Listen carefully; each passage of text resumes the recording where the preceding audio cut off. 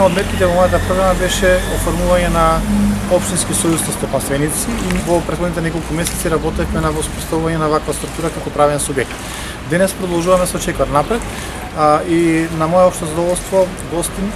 беше министерката за странски инвестиции Зорица Апостолска, со која што на сите представници на бизнес сектор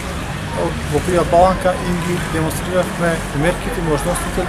за средства преку различните можности кои што се пружаат за малите и средните компании, но и за оние кои што се поголеми. И во таа насока, значи, покрај представниците од Министерството за странски инвестиции, ми беше општо задоволство да имаме представник од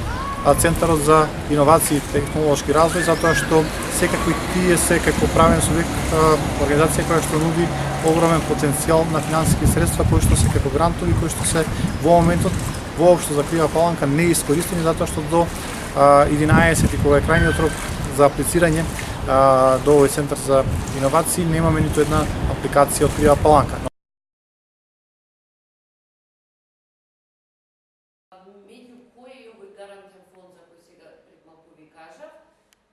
Благодарам што ми дадовте прилика денеска да презентираме дел од она што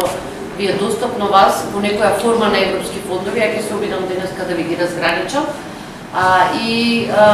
Сакам да ви кажам дека Стопанската комора ви стои на располагање, значи, за поддршка и во делот на ова што го слушнавте претходно, финансиските инструменти кои ги објави владава како поддршка за фирмите. Тоа прв пат се случува и нас како Стопанска комора ни е особено драго што конечно има поддршка некаква финансиска за приватниот сектор. Меѓутоа, ова што сега сакам да ви го кажам е дека ваква и слична поддршка во рамки на европските фондови постои веќе подолг период и за приватниот сектор, меѓу другото. Меѓутоа, за жал, тие фондови што се директно од Брисел, директно од ЕУ, се многу малку искористени.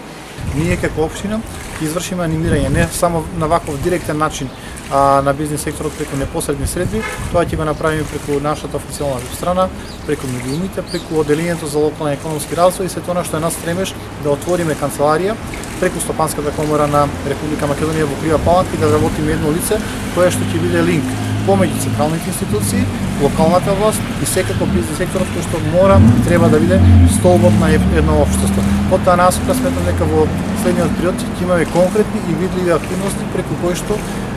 бизнес секторот на вистина ќе може да искористи дел од овие средства и да го зголемиме и бројот